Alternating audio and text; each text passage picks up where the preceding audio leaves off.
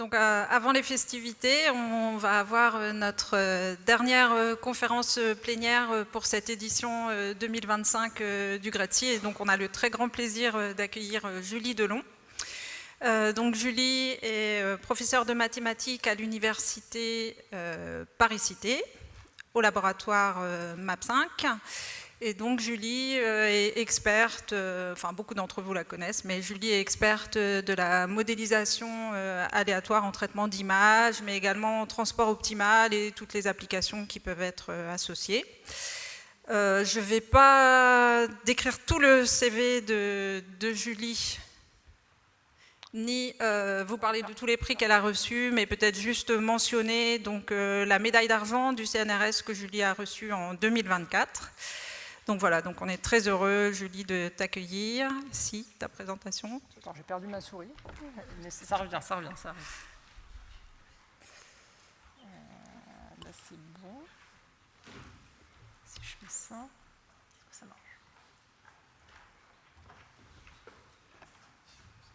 Ah, oui, c'est bon. Ouais, c'est bon. Voilà, donc je pense qu'on peut applaudir Julie pour l'accueillir.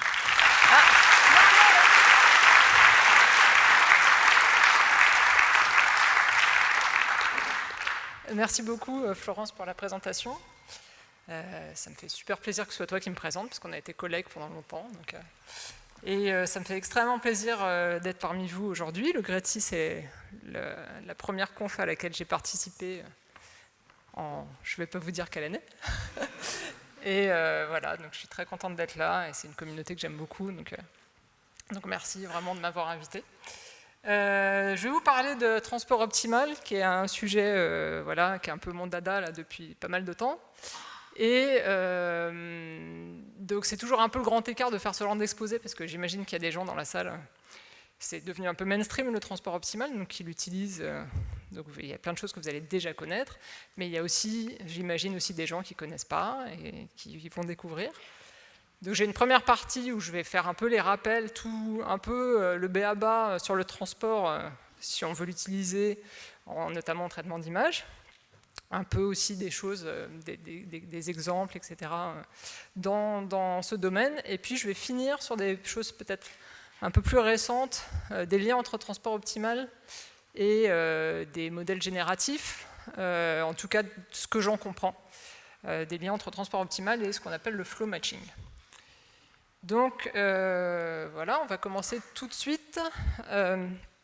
Alors, si on grossit un peu le trait, on dit souvent que le transport optimal, il sert en sciences, enfin en traitement d'image, mais plus largement en sciences des données, grossièrement à deux choses. D'abord à mesurer, définir des sortes de similarités ou de distances entre des données qui peuvent être potentiellement complexes.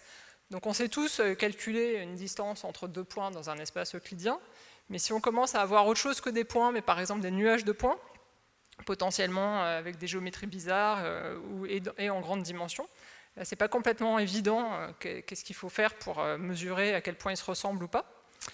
Et ces nuages de points, ça peut être des images, ça peut être des textes, ça peut être des distributions d'expressions de gènes dans des cellules, donc des choses relativement très variées. Et l'autre grand type d'application du transport optimal, qui est complémentaire de ça, c'est d'interpoler des données, encore une fois des données complexes, et de faire des interpolations qui soient géométriquement sensées et relativement régulières. Voilà, donc on va commencer cet exposé voilà, je vais essayer de vous expliquer comment fonctionne le transport optimal, pour faire ces deux choses-là. Alors, voilà. Donc, celui qu'on considère comme le père fondateur du transport optimal, c'est Gaspard Monge, donc c'est un mathématicien français de la fin du XVIIIe, qui était instructeur dans une école militaire. Et donc, il motivait, en fait, la plupart des choses sur lesquelles il a travaillé, c'est quelqu'un qui travaille sur énormément de choses différentes, sont motivées par des applications militaires. Donc, lui, la question qui se pose dans son mémoire sur la théorie des blés et des remblais, c'est, étant donné un tas de sable quelque part, ou un tas de terre, comment je vais le déplacer de manière optimale pour qu'il se retrouve à un autre endroit prédéfini, avec éventuellement une autre forme, tant que le volume de sable est le même, voilà. Et donc il essaye d'expliquer ça dans son document, Alors, on va pas revenir à ça, parce que c'est un peu dur à lire, hein, les documents de maths du 18e. Par contre, ce qu'on va faire, c'est qu'on va se placer dans un cas très particulier. En fait, le cas le plus simple du problème de transport optimal, c'est le problème qui est dit d'appariement. Donc, je suppose que j'ai... C'est un peu capricieux, le bouton, il faut que je fasse attention.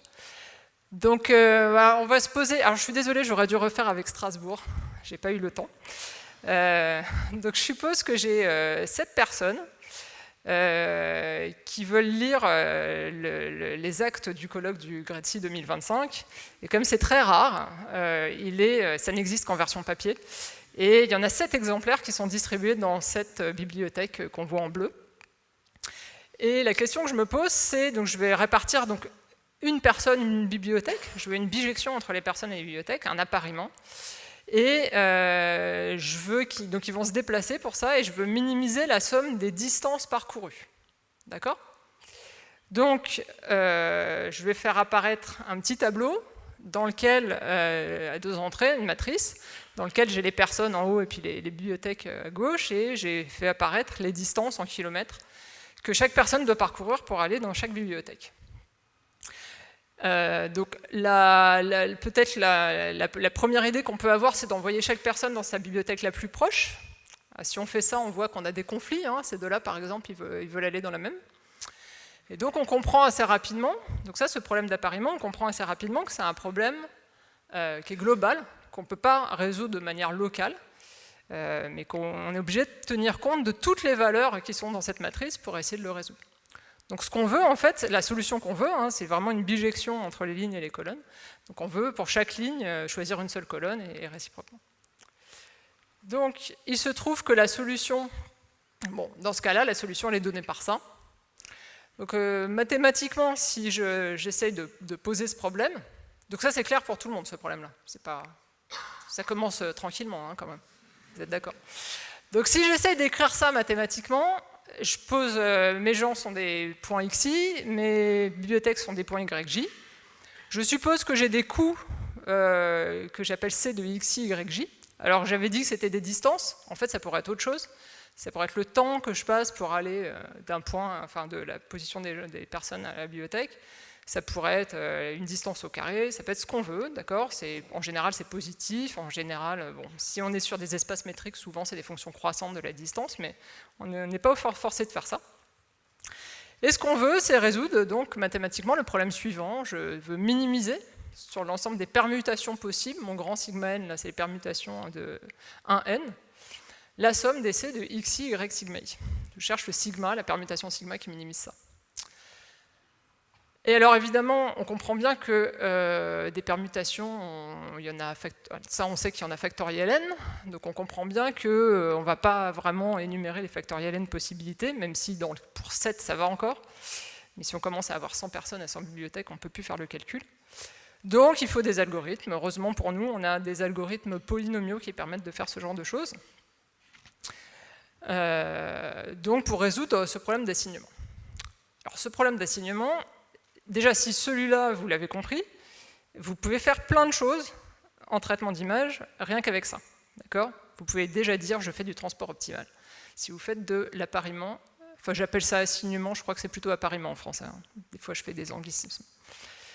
Alors l'application que je montre toujours sur le problème d'appariement, c'est l'application de transfert de couleurs. C'est un peu l'application standard qu'on montre quand on explique le transport au début, parce que ça s'y prête vraiment bien. Donc c'est quoi l'idée? C'est de donner les couleurs d'une image, donc ici de Van Gogh par exemple, à une autre image, sans changer le contenu de l'image. Et pour ça, une fois qu'on a l'appariement, en fait, une fois qu'on a un algorithme pour résoudre le problème d'appariement, bah, c'est pas très compliqué, parce que, alors, je vais y arriver. Pour chaque image, on va regarder l'histogramme, ou plutôt un nuage de points couleurs de tous les pixels de l'image. D'accord? Donc ici, vous imaginez que chaque pixel de l'image a été mis dans un espace couleur, un espace RGB, et représenté par donc un nuage de points. Et donc la même chose pour l'image de Van Gogh. Et ce que vous allez faire ensuite, c'est que vous allez apparier ces deux nuages en résolvant le problème d'avant, le problème d'appariement. Et donc ça veut dire quoi? Ça veut dire que chaque couleur ici a une couleur correspondante ici. Donc chaque pixel de cette image-là, je regarde quelle couleur il a, et puis je peux remplacer cette couleur par sa couleur correspondante de l'autre côté. Et donc j'obtiens ce genre de résultat. Là, il y a un peu plus que du transport optimal, pour que ce soit vraiment beau comme ça. Mais c'est l'outil central, en fait, dans l'expérience. OK? Jusqu'ici, tout va bien?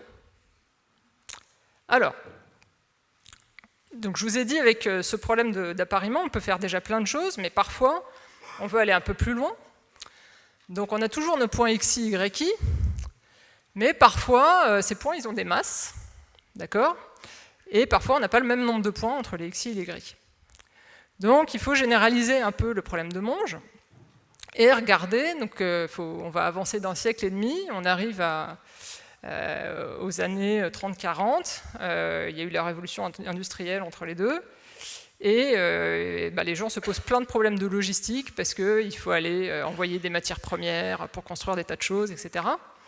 Et ces problèmes de logistique vont amener plusieurs scientifiques différents, un peu partout dans le monde, à poser des problèmes de ce type-là. Donc, dans le cas de Kantorovich, notre problème d'appariement devient la chose suivante. Donc, nos points bleus et nos points oranges, ça devient des... Donc, ils sont représentés ici, mais maintenant, ils ont des tailles parce que ça représente des masses. Donc, on va les représenter mathématiquement comme des mesures de probabilité. Donc, je vais avoir mu0 et mu1. Et mu0, par exemple, va être porté par des points xi. Donc les deltas de xi, c'est des petites masses de Dirac, d'accord? Les xi, c'est les positions. Et les si, ça va être des poids. Okay? Et je suppose que la somme des poids de la première mesure est égale à la somme des poids de la deuxième. Alors, je ne vais plus pouvoir faire des assignements, je ne vais plus pouvoir faire de permutations entre les deux nuages de points. Maintenant, pour répartir la masse d'un nuage à un autre, je vais avoir besoin d'une nouvelle notion, qui est la notion de couplage. Donc un couplage, qu'est-ce que c'est en discret comme ça? C'est juste une matrice. Donc l'ensemble des couplages entre mu0 et mu1, c'est un ensemble de matrices. Ces matrices, toutes leurs entrées sont positives. Le nombre de lignes, c'est le nombre de points dans mu0. Le nombre de colonnes, c'est le nombre de points dans mu1. Et ce que je vais imposer, ces deux conditions-là, elles disent juste que quand je somme toutes les valeurs sur une colonne, j'obtiens les TJ. Et quand je somme toutes les valeurs sur une ligne, j'obtiens les SI.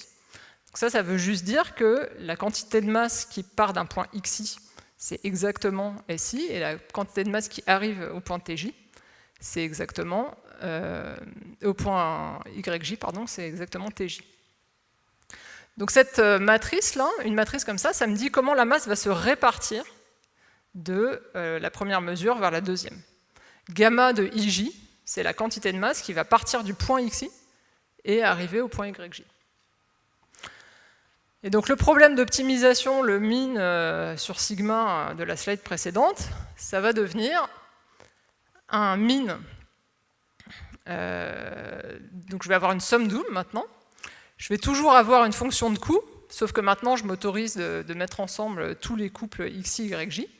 Puisque ça va coûter, donc c'est j'envoie cette quantité de masse du point xi vers le point yj, et ça me coûte cette quantité-là fois la masse. Et je cherche donc la matrice gamma, le couplage entre les deux mesures, qui minimise cette quantité totale. Et à nouveau, j'ai des algorithmes polynomiaux qui permettent de faire ça, dont le plus connu, c'est l'algorithme du simplex. Même s'il y a des choses un peu plus qui fonctionnent un petit peu mieux maintenant, mais voilà, c'est le premier algorithme qui permettait de résoudre ça, parce que ça, c'est un problème qui est linéaire en gamma, sous des contraintes qui sont linéaires, donc c'est un programme linéaire. C'est pour ça que le simplex permet de le résoudre. Ok. Donc, on a vu le problème d'appariement et sa formulation généralisée, qui est ce problème de Kantorovich. Je vous ai dit qu'il y avait des algorithmes exacts polynomiaux qui permettaient de les résoudre. On va voir après des... Avec ça, en fait, vous pouvez faire déjà la grande majorité des applications du transport en traitement d'image. On va voir après quelques exemples. Mais je voudrais quand même aller un peu plus loin, parce qu'à la fin, je veux faire des liens avec le flow matching, et pour ça, on a besoin de la version continue du transport. Donc, on reste concentré. La formule d'avant, là, le minimum sur une somme, si j'ai des mesures qui ne sont pas des mesures discrètes, mais des mesures avec des densités, par exemple des gaussiennes ou des mesures uniformes, elle va devenir ça. D'accord? Donc, c'est exactement la même formule qu'avant, mais la somme, c'est devenu une intégrale. Maintenant, ce qui était avant le couplage, qui était l'ensemble de matrices, là, l'ensemble des couplages discrets, c'était des matrices. Maintenant, ça devient des couplages entre mesures de probabilité. Donc, en gros, c'est des mesures sur un espace produit.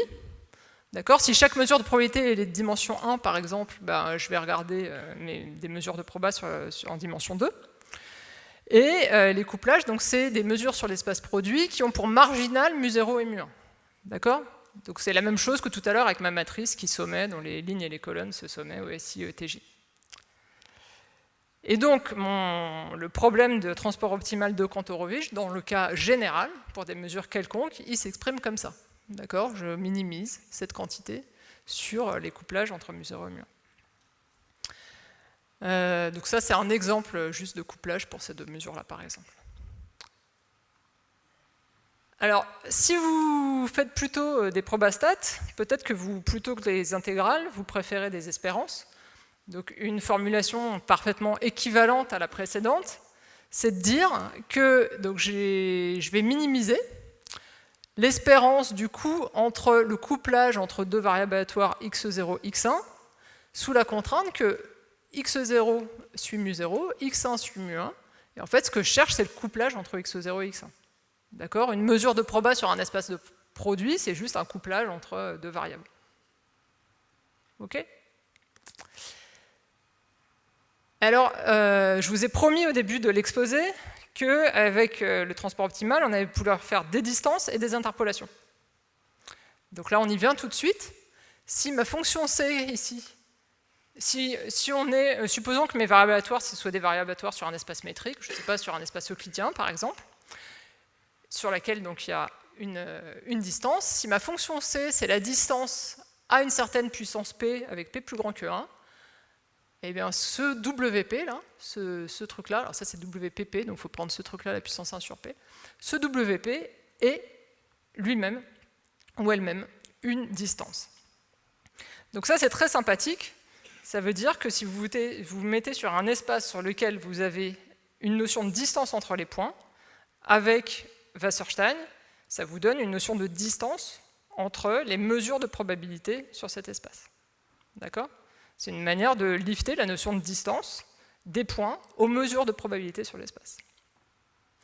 Donc c'est une construction qui est très pratique, et en plus, cette distance a de très bonnes propriétés, notamment pour ceux qui connaissent la convergence faible, elle va maîtriser la convergence faible. Et en particulier, si vous avez une suite xi qui tend vers un point x, alors la suite delta de xi, donc les Dirac, les mesures au point xi, va tendre vers delta de x pour cette distance de Wasserstein. Donc ça, c'est l'aspect de distance. D'accord? On a une bonne notion de distance entre mesures de proba. Et l'aspect interpolation, il est en fait extrêmement simple. Il est plus simple, c'est la partie la plus simple finalement. C'est que si je résous ce problème-là, il se trouve que ce problème a des solutions, hein, et si je résous ce problème-là, je prends un couplage optimal pour ce truc-là, eh bien, je vais juste faire l'interpolation linéaire entre les deux variables aléatoires de mon couplage optimal, et je vais prendre la loi de cette interpolation linéaire, que je vais appeler muté.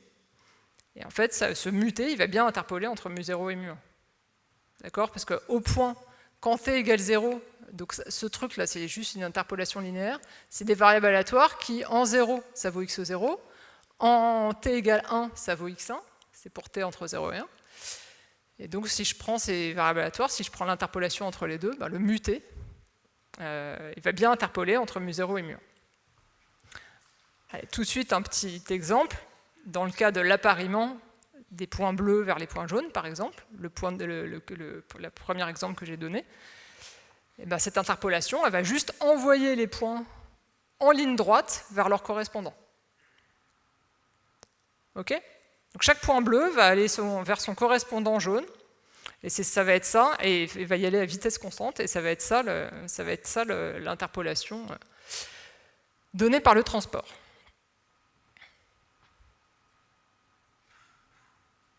OK ? Alors, là, je demande encore un petit peu de concentration, après il va y avoir des images. Ce théorème, c'est peut-être le plus compliqué de tout l'exposé. Alors, c'est malheureux que ce soit après manger, hein. Je pense... si certains d'entre vous s'endorment à ce moment-là, je ne vous en voudrais pas. Donc ça, c'est un théorème qui est dû à Brognier au début des années 90, Yann Brognier, qui est physicien et mathématicien français, qui dit que si ma fonction de coût, alors je vais supposer que je me mets sur un espace vectoriel normé, ma fonction de coût, c'est x moins y, norme de x moins y au carré, donc c'est une fonction de coût quadratique, c'est celle qui est le plus utilisée en transport optimal. Et si mu0, ma mesure de départ, elle a une densité, par exemple une gaussienne, mais pas forcément, juste elle a une densité, alors le couplage optimal, la solution, déjà il va y avoir une solution unique dans ce cas-là, et la solution de ce problème-là, le couplage optimal x0, x1, en fait, ça va être un couplage qui est déterministe. C'est-à-dire que le x1, il va s'écrire de manière déterministe comme gradient phi de x0, donc comme une fonction de x0. Cette fonction s'écrit comme un gradient phi avec phi convexe. OK ? Regardez ce petit dessin là. Là, j'ai fait un couplage qui est à peu près indépendant, qui est en tout cas régulier. Il y a de la masse partout entre les deux mesures. Et bien, en fait, ce que nous dit le théorème de Brognier, c'est que le couplage optimal, il va plutôt ressembler à ça. D'accord ? Il va être porté par le graphe d'une fonction, parce que c'est un couplage déterministe. Pour une valeur de x0, je vais avoir une valeur de x1, où j'ai de la masse et c'est tout. Donc finalement, c'est un couplage qui est dégénéré, puisqu'il est porté par un truc, par le graphe d'une fonction, quoi. Et le fait que ce soit le gradient d'une fonction convexe, ça fait qu'ici, dans ce cas-là, où on va de R dans R, ça va être une fonction croissante. Donc l'interpolation qui était là-haut, dans ce cas-là, elle va devenir juste une interpolation linéaire entre x0 et gradient phi de x0. Et ça, numériquement, ça se calcule très bien. Donc voilà le type d'interpolation qu'on a en 1D entre deux mesures avec le transport optimal. Et pour point de comparaison, ça c'est l'interpolation linéaire, juste en faisant l'interpolation des deux densités. Donc on comprend bien que pour un certain nombre d'applications, géométriquement, ça a beaucoup plus de sens d'interpoler de cette manière-là que de cette manière-là. OK ? Donc même si tout ça, vous n'avez pas compris, je pense que ça vous parle. OK. Alors, on va passer à je vais essayer de vous dire quelques petites choses sur le transport numérique et les applications. Alors, dans les années, donc ce problème, donc il y a Monge, puis Kantorowicz au milieu du XXe siècle, et disons à la fin du XXe siècle, l'année 80-90, il a commencé à avoir une communauté mathématique, notamment autour des gens qui faisaient des EDP, qui s'est beaucoup intéressé au transport. Ils ont sorti de très beaux résultats, notamment autour de Yann Brognier, Cédric Villani, tout ça. Mais par contre, vraiment, les codes numériques pour résoudre le problème de transport, c'est plus récent, ça commence doucement dans les années 2000, et sinon, c'est plutôt plus récent, plutôt depuis une quinzaine d'années. Et ces codes, ils ont été vraiment motivés parce que les gens voulaient utiliser les transports sur des données avec beaucoup de points, donc notamment sur des données images. Donc c'est par les applications que ça a motivé les applications en ML, en imagerie, etc., que ça a développé le développement de code. Alors il existe, avant de vous parler des codes, il existe deux cas où on a des formes closes pour les solutions du transport optimal. Le premier cas, c'est si on regarde des données qui sont unidimensionnelles.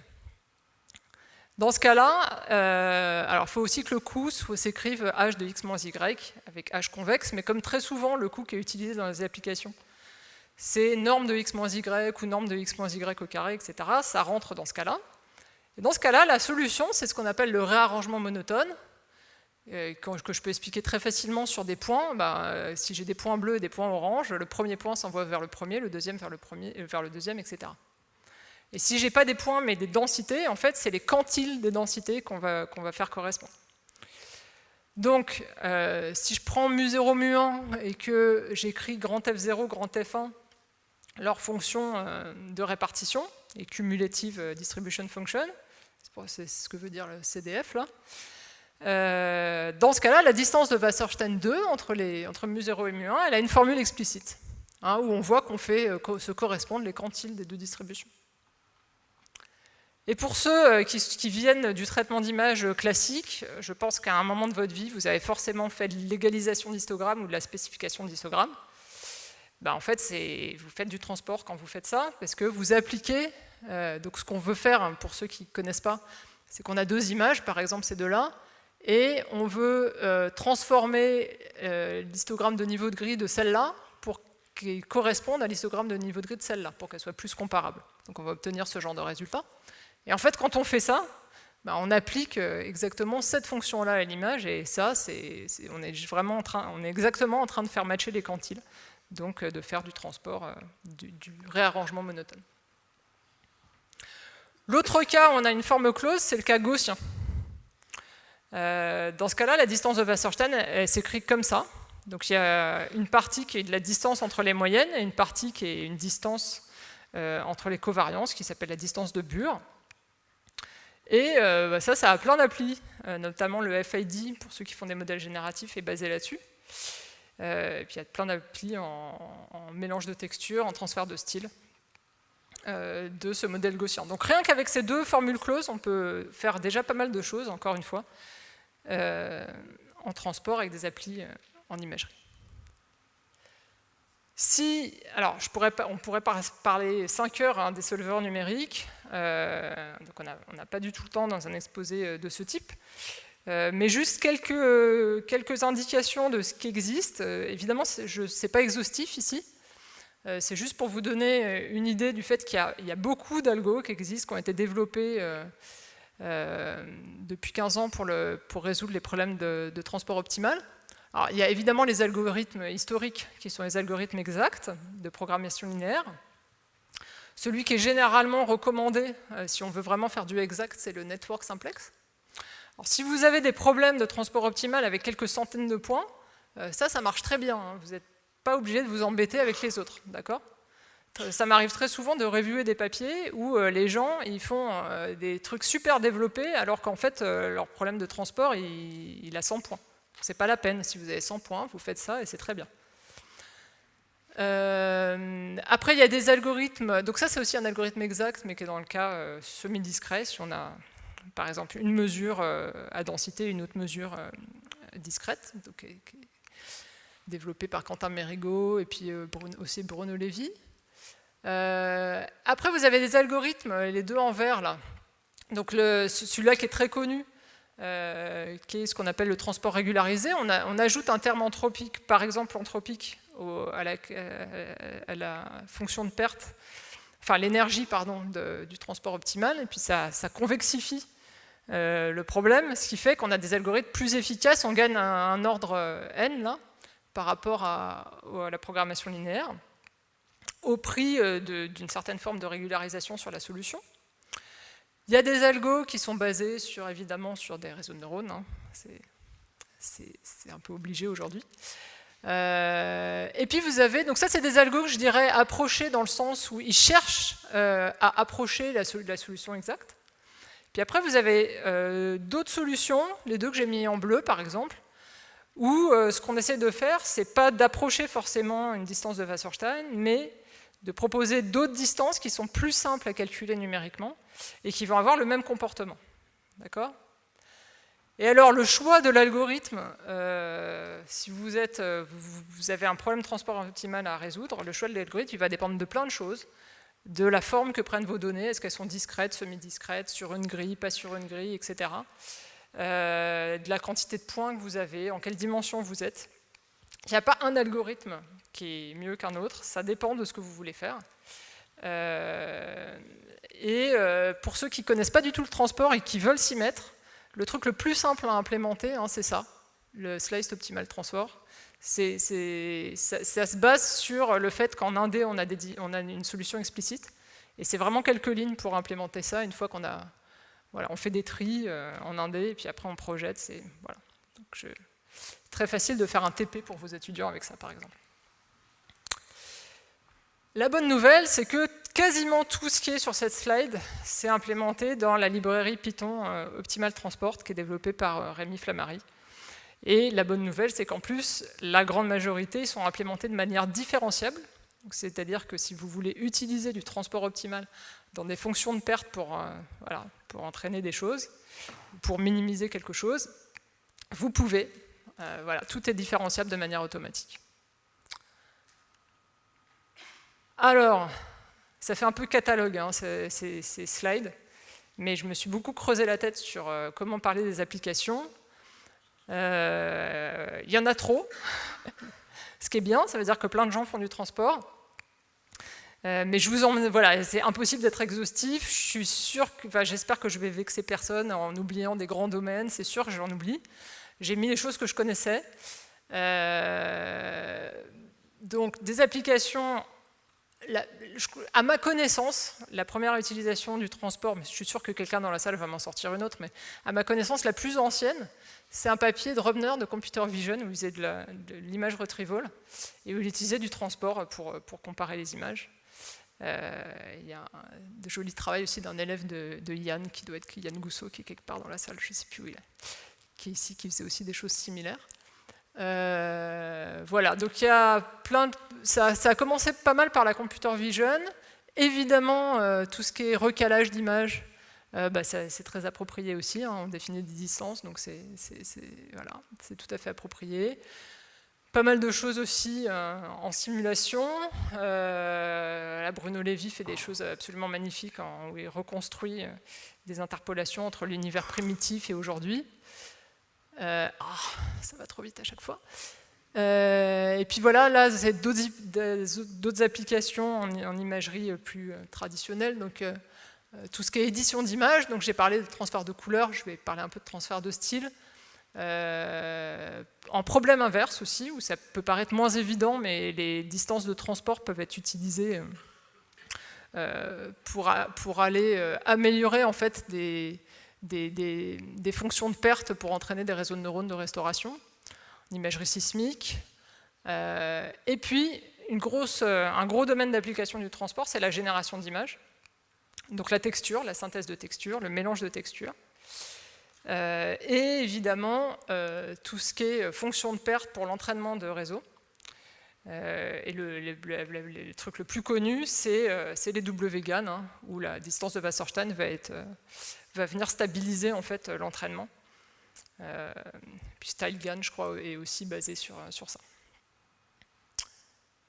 Je vais vous juste développer un exemple, d'accord? Parce que là, je vous ai fait un catalogue. Donc, on va prendre un exemple amusant. On va prendre le transfert de style, parce que c'est amusant et en plus, c'est pas très compliqué à faire soi-même, à faire à la maison. Donc, tout le monde sait ce que c'est que le transfert de style? C'est comme le transfert de couleurs, mais au lieu de transférer des couleurs, je vais transférer du style. Donc, alors je suis désolée, cet exposé est beaucoup trop parisien. Il y avait Paris tout à l'heure, et puis là, il y a la Tour Eiffel. Donc, vous avez une image de contenu. Je vais vendre ça à Emily in Paris. Vous avez une image de contenu, et puis vous avez une image de style. Alors, il y a plein de manières d'utiliser le transport optimal pour transférer le style de Koussaï à la Tour Eiffel. Je vous en explique une, mais sachez que c'est une parmi plein. Une possible, c'est de s'inspirer des premières méthodes basées sur des réseaux qui faisaient ça, donc les méthodes de Gatis. Donc, c'est de prendre un réseau encodeur, donc on va prendre notre image de contenu, et puis on va prendre par exemple un réseau VGG, ce genre de réseau, et puis on va regarder certaines couches de sortie du réseau, certaines couches du réseau, pardon, et on va appeler ça la représentation latente de l'image. Et ensuite, ce qu'on va faire, c'est qu'on va regarder la distribution des valeurs des features sur cette représentation latente, et on va essayer de faire correspondre cette distribution entre la distribution de l'image de contenu et la distribution de l'image de style. Donc plus concrètement, une manière de faire ça, c'est juste de faire une descente de gradient. Donc on part par exemple de l'image de contenu, Et puis on fait une descente de gradient sur la distance de Wasserstein entre ce que j'ai noté delta de EI, c'est la distribution des features, des couches de style sur l'image courante, et puis des couches de style sur l'image au Kusai. Donc je vous montre le résultat de cette petite descente de gradient donc sur l'image de la tour Eiffel. Donc ce qu'on va voir là, c'est juste une petite vidéo qui montre l'image au fur et à mesure, parce que le gradient, hein, c'est une descente de gradient sur l'image, d'accord? Donc on fait une descente de gradient sur I à travers ça plus Wasserstein. Donc il faut que tout soit différenciable pour que ça fonctionne. Donc voilà ce que ça donne au fur et à mesure des étapes de la descente de gradient. Je vous le remets. Donc, hop. Donc on voit le style qui apparaît sur l'image, qui se transfère au fur et à mesure. Puis à droite, il n'y a pas d'historien de l'art dans la salle? Non? Donc on a le droit de faire un truc très très mécréant. On transforme Manet en Hokusai. Voilà, et puis une dernière, ça c'était aussi dans le papier original de Gatiss, on a refait l'expérience avec le transport, et on fait Tübingen version Van Gogh. Voilà, super, je suis presque dans les temps.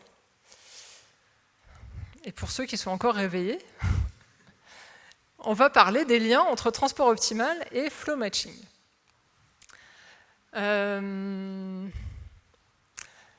Donc là, il faudrait que je demande qui fait des modèles génératifs dans la salle. Ah, il y a quand même quelques mains, donc ça va. Donc parmi ceux qui font des modèles génératifs, il y en a sûrement qui connaissent le flow matching, ou même peut-être tout le monde. Et ce que je vais essayer de faire dans cette dernière partie, je suis désolé, il va de nouveau y avoir des maths, mais bon, vous allez tenir. Ce que je vais faire dans cette dernière partie, c'est essayer de vous expliquer ce que je comprends des liens entre les deux. Voilà, c'est des domaines qui sont jeunes, donc voilà, c'est ma version de ces liens. Donc d'abord, un petit point de motivation, c'est la seule belle image que vous allez voir sur cette partie. C'est qu'aujourd'hui, donc pendant longtemps, les GAN en fait, ont dominé un peu ont été considérés comme état de l'art sur ces questions de modèles génératifs. Puis ils ont été détrônés par les modèles de diffusion il y a quelques années. Ça, c'est le type de résultats qui sont obtenus par les modèles de diffusion, les latent diffusion models. Donc ça, c'est un papier de CVPR 2025. Donc c'est vraiment des résultats en très haute résolution qui deviennent assez bluffants. Alors, vous avez le droit de ne pas aimer, hein. Mais voilà, aujourd'hui, il y a une qualité d'image assez incroyable obtenue par ces modèles. Et ces modèles de diffusion, ils sont basés théoriquement sur des équations différentielles stochastiques. Hein, la justification théorique, c'est les EDS. Mais il y a aussi des versions un peu plus simples à comprendre qui sont juste basées sur des équations différentielles. Et ce dont je vais parler dans cette partie, c'est du flow matching, qui est en fait un formalisme un peu plus récent et qui est en fait équivalent à la version EDO des diffusion models. D'accord, on peut montrer qu'il y a une équivalence entre les deux types de formalisme. Même si le flow matching est expliqué, je trouve, d'une manière qui, moi, me semble plus compréhensible. Donc on y va. Alors, je vous ai dit, le transport optimal, ça permet d'interpoler entre des mesures, d'une manière qui paraît sensée géométriquement. Donc là, on part de la mesure bleue, par exemple, on arrive à la mesure orange, et puis on a des mesures intermédiaires, au fur et à mesure que ça se transforme. Il se trouve qu'il y a une infinité de manières d'interpoler entre deux mesures, même si on impose d'avoir une forme de régularité. Et j'ai honteusement piqué cette animation sur l'excellent post de Anne Gagneux et ses collègues, post de blog, que je vous recommande très chaudement. Et donc, parmi toutes ces manières d'interpoler de manière régulière entre deux mesures de probabilité, celles auxquelles on va s'intéresser, parce que justement, on est sûr qu'elles vont être régulières dans le temps, ce sont des interpolations qui sont induites, qui sont générées par des champs de vitesse. Alors, qu'est-ce que ça veut dire? Imaginez, on va supposer qu'on est en 2D, d'accord? Juste pour simplifier. Évidemment, ça c'est pas lié à la dimension, mais on va imaginer les choses en 2D. On imagine qu'on a un champ de vitesse qui dépend donc du temps et de l'espace. Donc on a une vitesse vt de x. D'accord? En chaque point, en chaque temps, le temps il va varier entre 0 et 1, et x, c'est la position en espace. Vt de x, c'est la vitesse. D'abord, je vais appeler le flow. Qu'est-ce que c'est que le flow généré par un champ de vitesse? C'est une fonction phi t de x qui nous dit, si je pars, donc phi 0 de x, phi 0 ça va être l'identité, et phi t de x, si je pars d'un point x, ça me dit où je suis arrivé au temps t si j'ai suivi mon champ de vitesse. Ok? Donc ça, c'est mathématiquement, ça s'écrit, c'est juste que le flow, c'est l'intégrale du champ de vitesse dans le temps.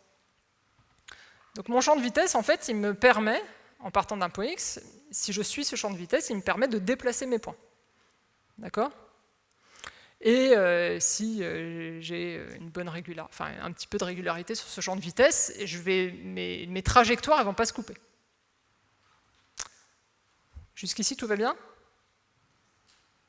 En fait, si vous me dites non, on va continuer quand même. Mais donc voilà, ça c'est le flow d'un champ de vitesse. Je pense qu'un certain nombre de gens, ceux qui font des simulations numériques sur des fluides ou des trucs comme ça, vous connaissez ça très bien. Donc maintenant, imaginons qu'est-ce que ça fait si j'applique un champ de vitesse comme ça sur une mesure de proba. Donc je pars d'échantillons d'une mesure mu0, là, et à chaque échantillon, chaque petit point bleu, je vais lui faire suivre le flow de mon champ de vitesse Vt.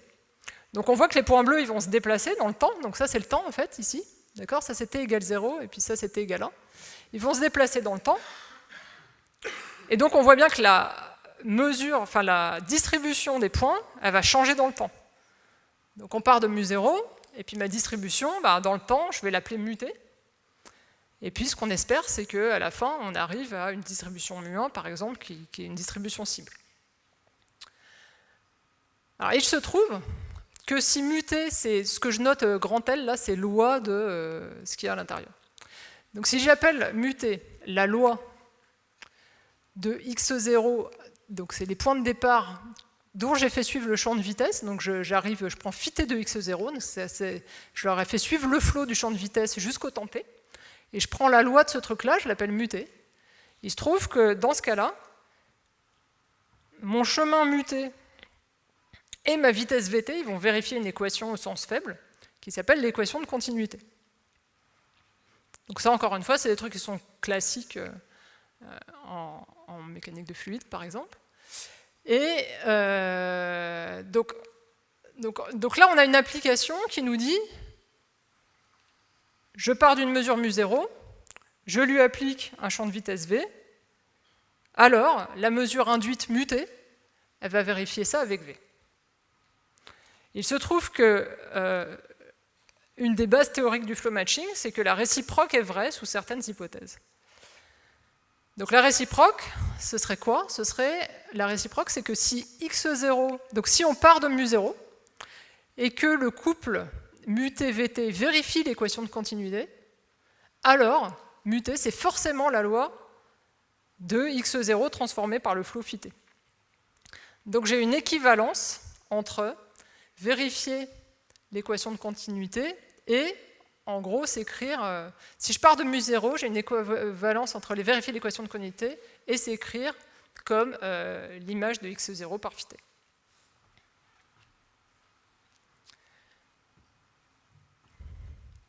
Alors, vous allez me dire quel est le rapport avec le transport optimal.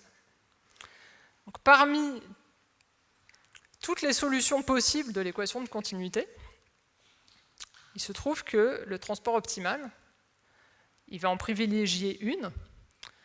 Donc ça, c'est des résultats qui sont dus à Benhamou et Brognier au début des années 2000, où ils ont montré que Wasserstein 2, donc jusqu'à maintenant, je vous avais expliqué le transport optimal comme un problème statique, on a juste une mesure de départ et une mesure d'arrivée. Il se trouve que c'est aussi un problème dynamique. Wasserstein 2, ça peut s'écrire aussi C'est une autre formulation équivalente, comme le minimum de cette énergie, qui est une énergie quadratique sur la vitesse, intégrée sur le chemin de mesure. Et c'est un minimum sur tous les couplages mu-t-vt qui vérifient l'équation de continuité, qui partent de mu0 et qui arrivent en mu1.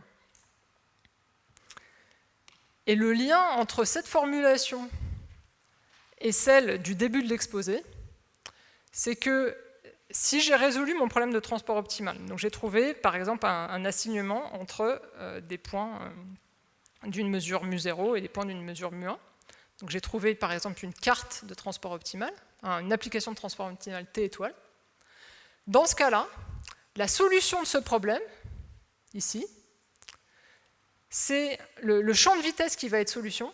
C'est un champ de vitesse qui va, pour chaque point x, l'amener vers son correspondant T étoile de x, donc son correspondant optimal.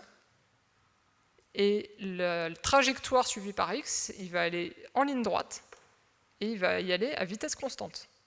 Ce qui est écrit là, c'est que la vitesse le long du chemin, elle est constante. Vous vous souvenez de la petite vidéo où les points bleus ils s'envoyaient vers les points en jaune? Et bien, ce que dit ce truc-là, c'est que la vitesse solution ici, c'est juste une vitesse constante. Chaque point, il se déplace à vitesse constante, et c'est tout. Et il va de son point à son correspondant. Donc j'ai une équivalence entre cette formulation dynamique du transport optimal et la formulation statique. J'ai encore combien de temps? 10 minutes? Ouais. Ok. Donc maintenant, flow matching. Alors souvent, c'est pas présenté comme ça dans les papiers. Mais moi, c'est comme ça que je trouve ça le plus clair. Donc vous allez me dire, si ça se trouve, vous allez trouver ça incompréhensible. Mais voilà. Alors, qu'est-ce que veut faire le flow matching? On va l'imaginer dans un cadre génératif, même si c'est pas forcément fait pour faire que pour ça. Le flow matching, c'est vraiment une méthode, un algorithme pour trouver des correspondances entre deux mesures. D'accord? On veut qu'à un point de la première mesure, je puisse associer un point de la deuxième mesure, comme dans le transport optimal. Je pars de deux mesures, mu0, mu1, et puis je vais appeler x0 et x1 des variables qui ont pour loi mu0 et mu1. Donc, par exemple, mu0, ça va être une gaussienne, c'est pas forcé, mais par exemple, ça pourrait être une gaussienne dans un cadre génératif. Et dans un cadre génératif, mu1, par exemple, on va connaître juste des échantillons. Je vais appeler xt juste l'interpolation linéaire entre ces deux variables aléatoires. Donc ça part de x0, ça arrive à x1. Je vais appeler mu-t la distribution de xt. C'est ce que j'ai dessiné ici, d'accord? C'est des distributions intermédiaires, c'est le chemin qui est induit par cette interpolation linéaire entre les variables aléatoires. Et maintenant, je vais appeler vt de x. Je vais poser un champ de vitesse vt de x comme étant l'espérance de x1 moins x0, sachant xt égale x. Alors en général, là, on ne comprend rien. Quand on commence à regarder le flow matching, on ne comprend pas ce que ça veut dire. Donc t il varie entre 0 et 1. On va se mettre en un point t, d'accord? On va fixer t, et puis on fixe un point x. On essaie de regarder ce que veut dire cette quantité. Donc, je regarde tous les couples x0 et x1, tels que le chemin qui est défini ici, l'interpolation linéaire entre x0 et x1, donc le segment qui va de x0 à x1, je veux qu'autant t il passe par x. D'accord? C'est ça que dit que je conditionne par rapport à xt égale x. Donc, par exemple, ce chemin, autant t passe par x. Si j'ai pris t égale à 1,5, là, par exemple. Puis, par exemple, ce chemin aussi, autant t passe par x, etc. Et je prends tous les couplages possibles, dont l'interpolation entre les deux, autant t passe par x. Il y en a une infinité. Et qu'est-ce qu'on fait quand on fait une espérance conditionnelle? Comme ça, on fait la moyenne donc des directions de tous ces chemins possibles. Donc ça me donne une vitesse.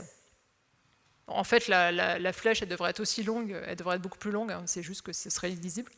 Mais ça me donne une vitesse au temps t et au point x. Et le miracle, Enfin, c'est pas miraculeux, en fait, ça s'écrit, c'est c'est quelques lignes de calcul. La bonne nouvelle, c'est que ce champ VT et cette distribution mutée vont vérifier l'équation de continuité. Donc le flow matching, ça me donne une manière simple, très simple, de trouver un couple muté-VT qui vérifie l'équation de continuité. Et grâce au théorème, à la proposition de la slide précédente, je sais que si je pars d'une mesure mu0, je pars d'une variable aléatoire qui suit mu0, et que si j'intègre mon champ de vitesse, et donc je définis une nouvelle variable aléatoire zt qui est fitée de z0, alors forcément, parce que muté-vt vérifie l'équation de continuité, cette variable zt va aussi suivre la loi mutée. Ça veut dire quoi? Ça veut dire, visuellement, ce sera peut-être plus facile à comprendre, je suis parti au départ de deux mesures, j'ai défini une interpolation entre les deux à partir de x0 et x1, j'ai même pas dit quel était le couplage entre x0 et x1, ça peut être un couplage indépendant, peu importe. J'ai défini une interpolation entre ces deux mesures. Vous êtes d'accord que juste définir une interpolation entre deux mesures, ça ne me dit pas comment envoyer un point de la première vers la deuxième. D'accord? C'est juste un chemin de probabilité, ça ne me donne pas des assignements entre des mesures. Ce n'est pas un truc déterministe. Mais grâce au flow matching, grâce à ça, je vais avoir quelque chose de déterministe, parce que je sais maintenant, grâce à cette propriété, que si j'intègre ma vitesse, ça me donne un lien déterministe entre les points de départ et la mesure d'arrivée, parce que grâce à cette proposition-là, la mesure d'arrivée, ça va être la même que celle-là, et toutes les mesures intermédiaires, ça va être les mêmes que celle-là.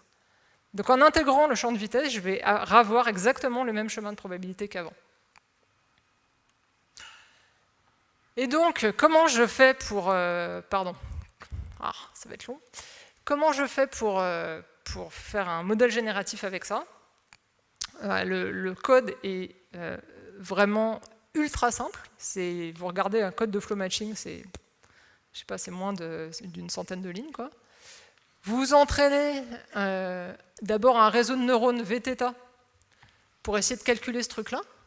Donc ça, c'est une espérance conditionnelle. Donc pour ceux qui ont fait des probas, c'est une espérance conditionnelle, ça minimise une erreur quadratique. Donc en fait, il suffit de l'entraîner pour minimiser cette erreur quadratique, et de cette manière, on est sûr qu'on va approcher, dans la mesure où le réseau de neurones est suffisamment expressif, approcher Vt. Une fois qu'on a notre champ de vitesse, on va commencer pour échantillonner mu1. Mu1, c'est la mesure qu'on ne connaît pas, dont on a juste des échantillons. On va commencer par échantillonner mu0, puis on va intégrer les lignes du champ de vitesse, le flow, pour aller calculer des nouveaux échantillons de mu1. Donc mu0, ça va être une gaussienne, puis je suis mon EDO pour aller échantillonner mu1. Encore 3 minutes? Ouais. Donc si je fais ça, j'obtiens des résultats qui sont... Alors en dimension 2, ça marche super bien. Alors c'est pas tout à fait aussi droit que le transport optimal. Ici, vous voyez, il y a des points qui montent, qui descendent puis qui montent.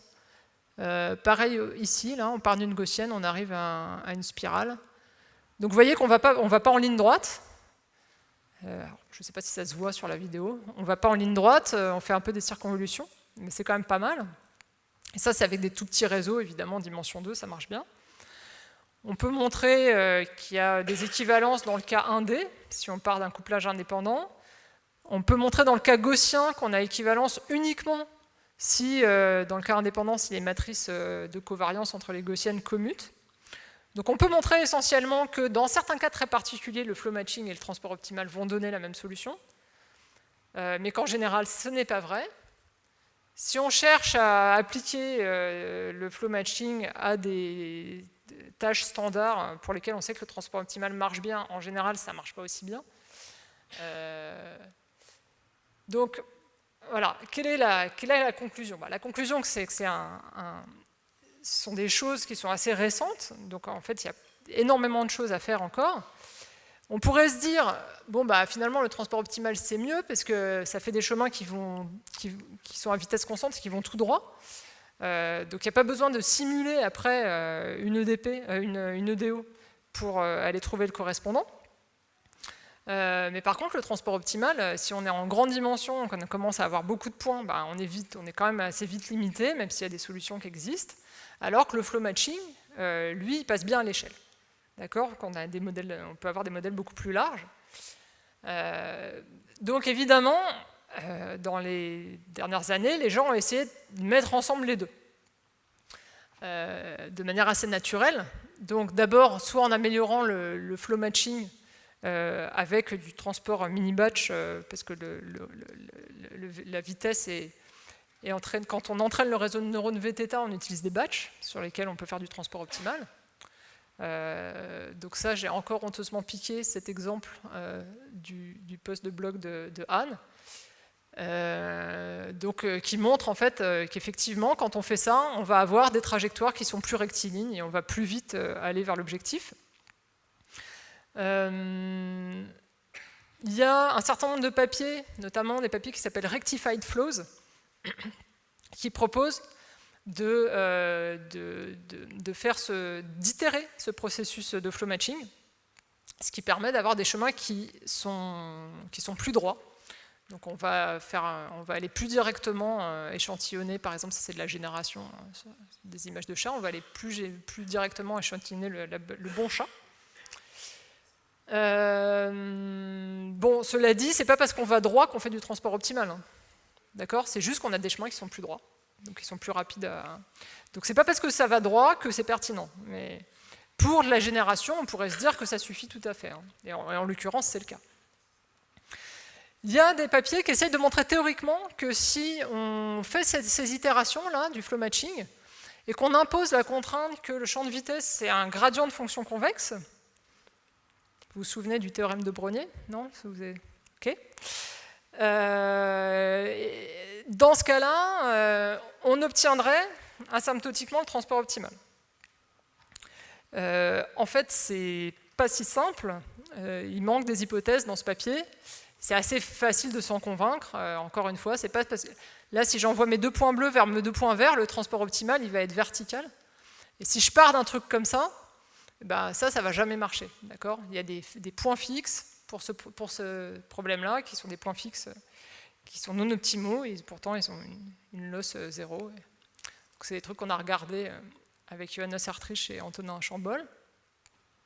Et il y a aussi des gens qui essayent de chercher directement le champ de vitesse sous la forme d'un gradient de fonction convexe en utilisant des inputs convexes neural network. Et ceux qui auront suivi l'exposé de Anne Gagneux ce matin sauront dire que quand même ce type de réseau, c'est pas une théorie qui est encore suffisamment mûre pour que ça marche très bien. Donc la conclusion, c'est qu'il y a beaucoup de liens, il y a des liens théoriques forts entre les deux, et que très certainement c'est un sujet de recherche assez fertile, mais qu'il y a encore beaucoup de choses à faire. Et je vais m'arrêter là. Et je vais juste vous dire, pour conclure, que si vous ne faites pas encore de transport optimal et que vous avez envie de vous y mettre, il y a plein de très bons livres de maths pour s'y mettre. Et si vous ne voulez pas faire de maths, vous pouvez directement aller faire du Python. Et dans POT, il y a énormément de notebooks super bien faits pour expliquer comment utiliser ça. Si vraiment ça vous fatigue aussi de faire du Python, il y a un jeu sur Android pour faire du transport optimal.